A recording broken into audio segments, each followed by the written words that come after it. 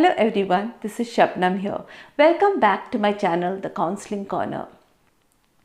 Each and every one of us have got the capacity to save someone's life.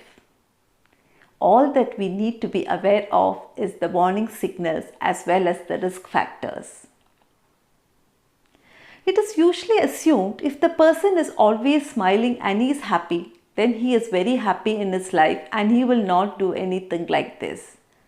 But sometimes a person who's smiling always and who appears to be very happy might be the one who's undergoing a lot of emotional distress. But he is just wearing a mask in front of us and hiding his feelings.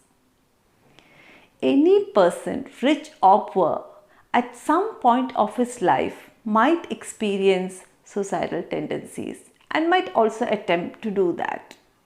So it is very, very important for us to be aware of the risk factors as well as the warning signals so that we can detect the warning signals at the earliest, get professional help for the person and helps him to save his life.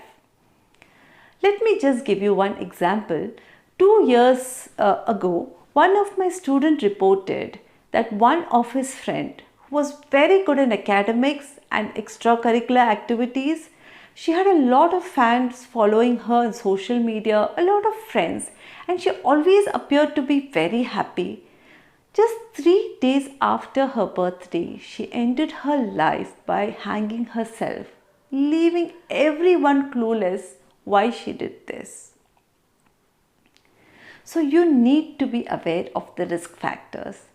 So some of the risk factors are, first point is that if the person has been suffering from some form of mental disorder, be it schizophrenia, bipolar disorder, anxiety disorder, depression or any personality disorder, he is most likely to attempt or have experienced suicidal tendencies.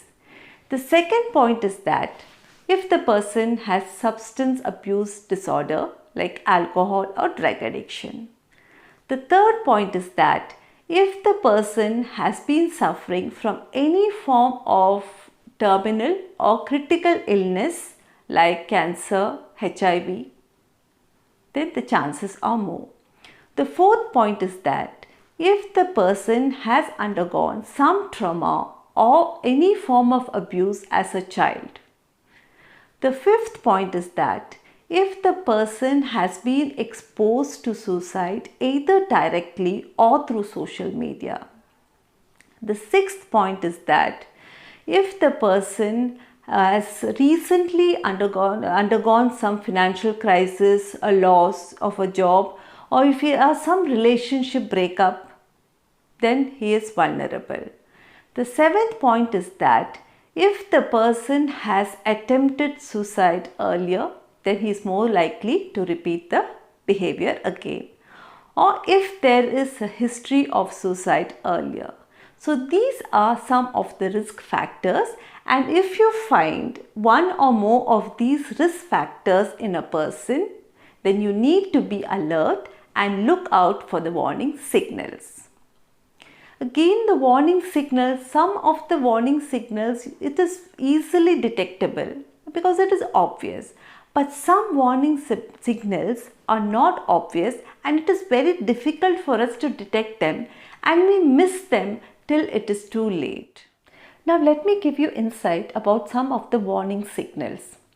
The first warning signal is that a person who has decided or is planning to end his life will be talking or discussing about death. He might ask about what are the easy ways to end the life, or what is the way in which a person can end his life without undergoing much pain.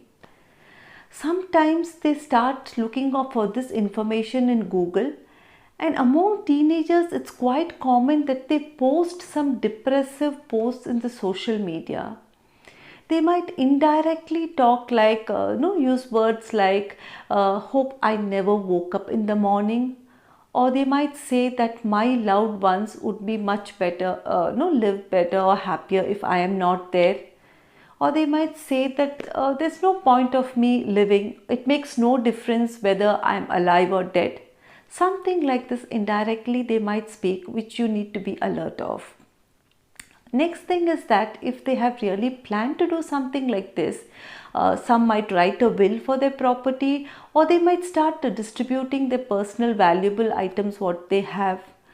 Then they become socially and emotionally also withdrawn. So they will not be enjoying the company of their friends and the activities which they were earlier doing. They prefer to be isolated, and for long hours they might lock themselves in the room. Some might experience extreme mood swings. Suddenly they might be very happy and suddenly they might be sad without any valid reason. They don't pay much attention to the hygiene, or though they dress very shabbily. And another warning signal is that they try to say goodbye to everyone. So I know one case where a teenager ended his life, and 2 days before he could end his life, he went to his school where he studied. He went and met all the his juniors. He met his teachers. He went to every place and he met all the people. And 2 days after that, he ended his life. After which people had come and communicated that yes, he had come and just visited all of them just 2 days before he could end his life. So these are some warning signals which are very obvious. But there are some signals which are not very obvious and we miss on that. That is, there would be a sudden change in the behavior of a person. Someone who has been mostly happy and very calm and peaceful might start showing irritation, anger and aggressive behavior. Or someone who has been very sad or upset most of the time, he might appear to be very happy, excited and peaceful. So this is a big concern. So next point is that there would be a change in his sleeping pattern. Like maybe he might start sleeping for long hours even during the day, or at night he might find it difficult to get sleep and will be awake most of the time at night. There would also be a change in his eating habits. He might start eating too much, or he might be suffering from a loss of appetite. And the next warning signal is that if the person constantly and persistently complains about body pain, like no headache or stomach ache or stomach is upset, and there is no valid medical reason, this could also be a area of concern, or it would be a warning signal which we usually miss. Next thing is that he might start collecting the lethal means, like he might suddenly a person might buy a gun, or he might start piling up the pills. So these are the few of the warning signals which is not very obvious. So in case you find one or more of these warning signals in any person, then you need to become alert. The next question is, what should I do if I observe these warning signals in someone whom I know?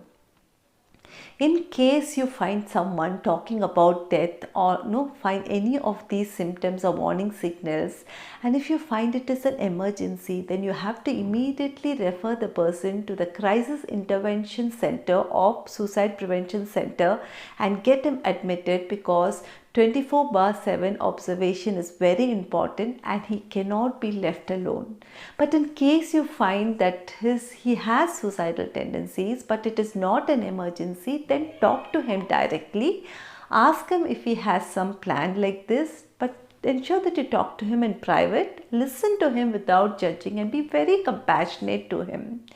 And if he says that he has suicidal tendencies and is planning something like that, make him understand that he requires professional help. Help him to get connected to a counselor or a psychiatrist and ensure that he is following up with them. And if you're not able to do it all by yourself, take the help of someone else. But please don't avoid these warning signals or don't take it lightly. I would just share one example. There was a child who was having severe suicidal tendencies. and she was also harming herself. But her friends were aware of that, but they did not report it to anyone. And I came to know about it after 2 months. And when I asked them, they said their friend had taken a promise from them that they would not reveal this to anyone. So in such cases, it is not very important for you to keep up the promise, but you need to take the help of some adult and save the life of your friend. But what is very important is early detection of the warning signals, and early treatment should be given to this person. But most of the cases it is not happening because sometimes people don't take these warning signals very seriously. There was a child who was having suicidal tendencies, and when it was reported to the parents, they did not take it very seriously. They said he always tells talks like that, he's just blackmailing and no, he's trying to seek attention. And there was one day when he picked up a quarrel with the mother. He was demanding something and which she refused. So he got very irritated and he said that I'm going to kill myself. And she took it very lightly and told him, do whatever you want. And she went off to the kitchen to prepare dinner. After 1.5 hours, she returned back. She went to the bedroom and she found him hanging. Immediately he was rushed to the hospital but declared dead. Until date, she is feeling guilty and she feels that she is the cause for her son's death. So please take these warning signals very seriously so that you can save someone's life. Hope this information was useful to you, and my humble request is that please pass on this message as much as possible so that people are aware about the risk factors as well as the warning signals so they can save someone's life. Thank you so much.